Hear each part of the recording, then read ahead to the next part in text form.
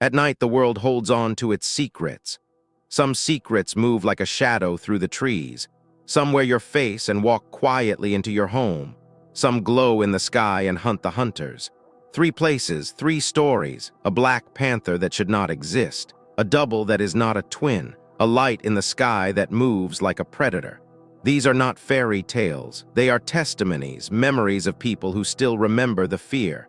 Tonight, X-Site follows their trail. At the southern tip of Illinois, where the Ohio River meets the Mississippi, spreads the vast Shawnee National Forest. From the outside, it looks calm. But deep inside, people whisper about something that does not belong here. Since the mid-1800s, newspapers have carried short, curious reports. Family sees panther. Black cat attacks farm. The legend grew of a massive black panther, longer than a man, with fur black as ink and eyes that glow in the dark. In 1917, at an estate in Montello, a butler tending the garden was suddenly attacked by a towering black cat, standing upright on 2 legs. Townspeople hunted it through the night, but the tracks simply ended, as if the animal had stepped out of this world. In the late 1960s, researcher Lauren Coleman was driving through Giant City State Park when a huge, black form crossed the road ahead. He knew it was a big cat, but it shouldn't have been there. In 1970, a young mechanic named Mike Busby drove alone along Route 3 at night. His car broke down. As he stepped out to check under the hood, something slammed into him, pinning him to the ground.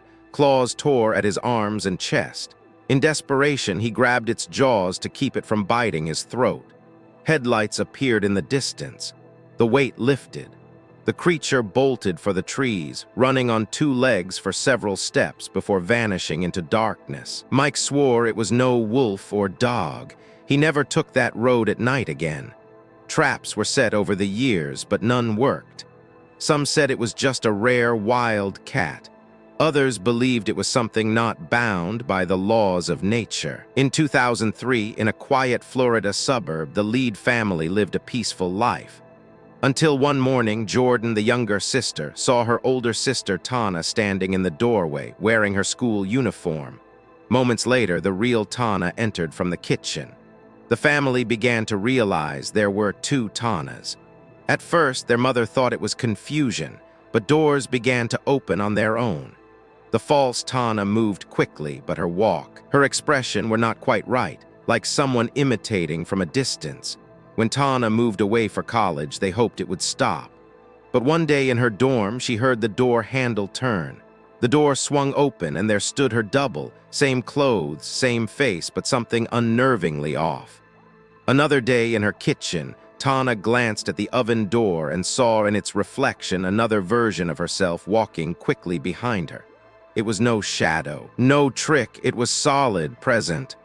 The family came to believe that this double wanted to take Tana's place, to live her life.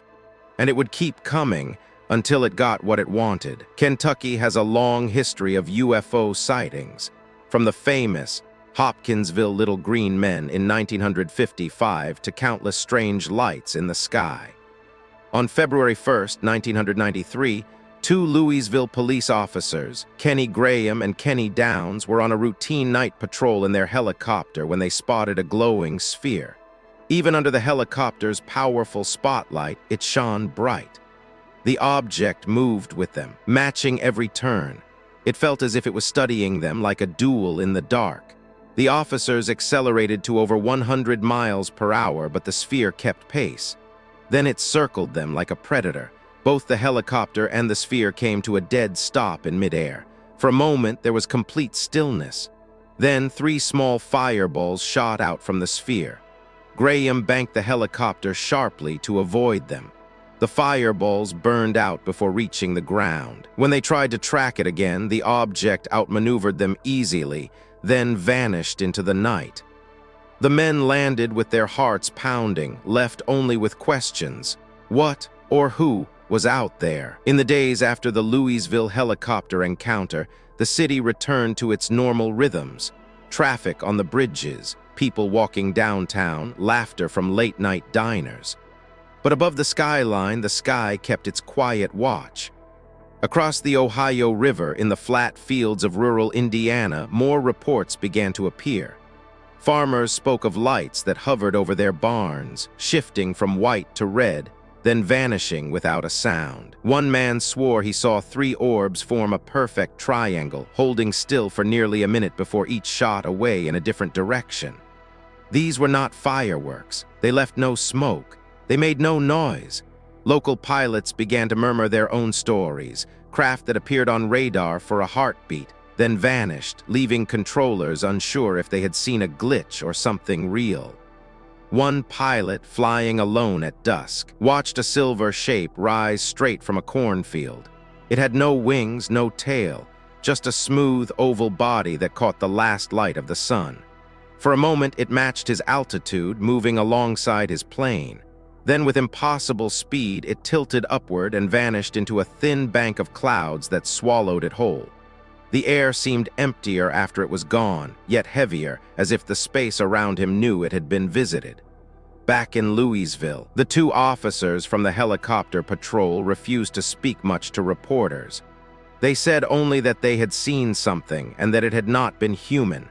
What unsettled them most was not the speed, not even the fireballs.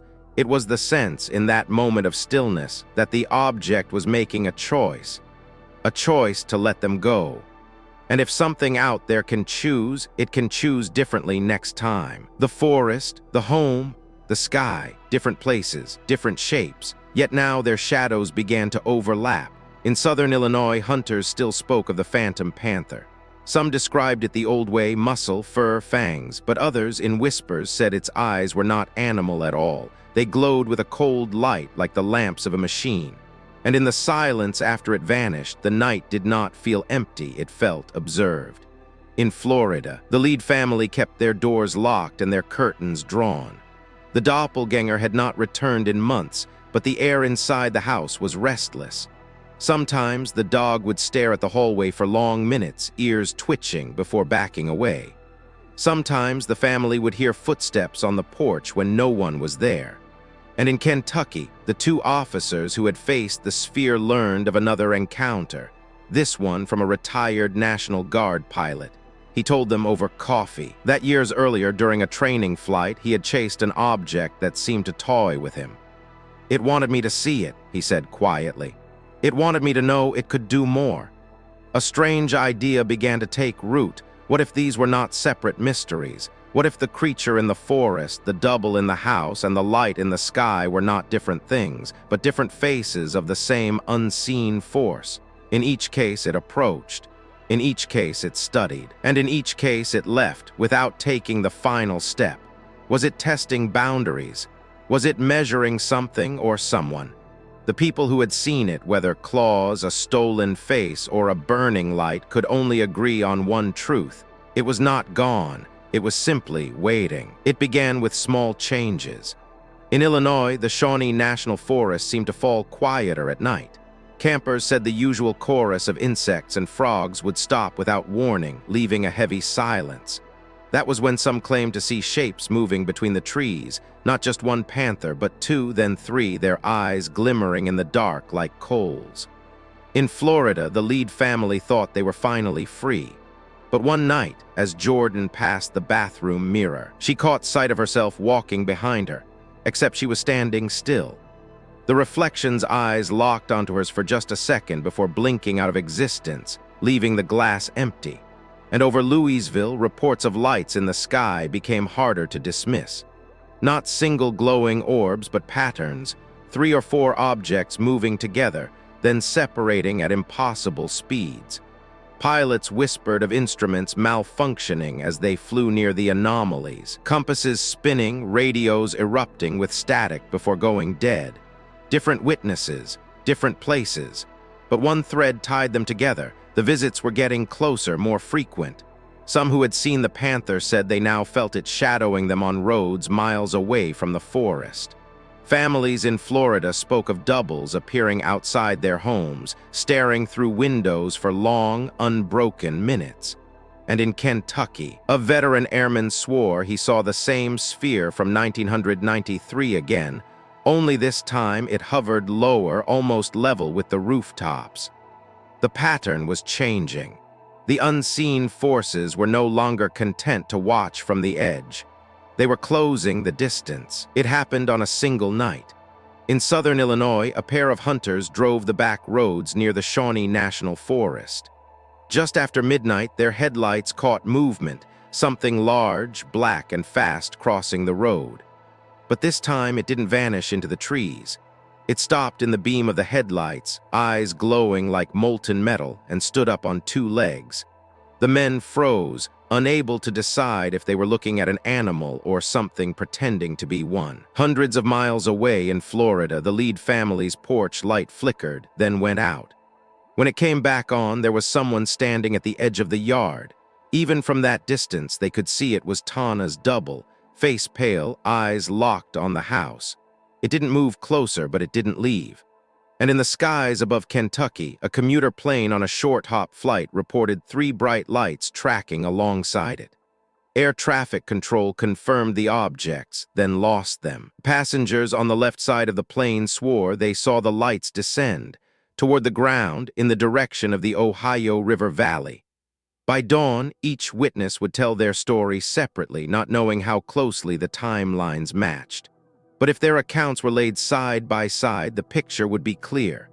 The forest, the home, and the sky had all been touched within hours of each other. And for the first time, it seemed the unseen forces were not acting alone. The hours after sunrise should have brought normalcy. They did not. In Illinois, the hunters who had seen the upright panther returned to the spot in daylight.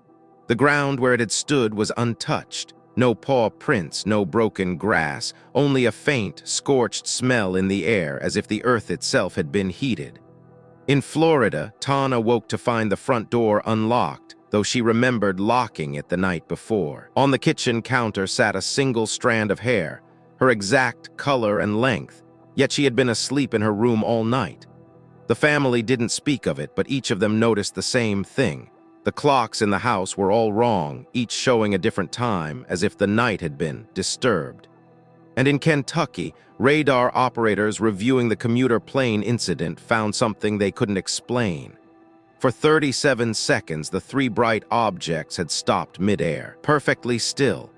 Then in a blink they were gone, not up, not away, but straight down, vanishing just above the terrain where the Ohio River bends toward Illinois. 3 events. 3 locations, but now the lines between them had blurred. Whatever stalked the forest, mirrored the girl, and danced in the sky had moved in unison. Witnesses would later say that each encounter felt the same in one detail: a moment of absolute stillness, an unnatural pause before the presence departed. It was as if the forces had gathered, taken a measurement, and decided the time was not yet right. Not yet. Across forests, neighborhoods, and skies, the patterns had formed. The black panther that should not be there, the double that should not exist, the lights that should not move the way they do. Each had been seen before, always apart. But now they had moved together not by accident, not by chance. 3 forms, 3 faces, 1 intent. In every encounter there had been a pause, that uncanny stillness before departure. Like a breath held. Like a hand hovering, ready to touch but choosing not to. It was not fear that made them leave, it was choice. And if something can choose, it can choose differently next time. So the question becomes, what are these unseen forces waiting for? Are they measuring us, testing boundaries? Are they building towards something we cannot yet see? Or have they already decided and are simply taking their time? If you have walked a dark road and felt watched, if you have seen your face where it should not be, if you have looked up and known that something was looking back, then you already know you are part of the pattern. Tell us what you believe these forces are. Share your thoughts in the comments. And remember, the next pause, the next stillness might be for you. Like, comment, and subscribe to X site for more mysteries. Stay curious, stay aware, and watch the shadows.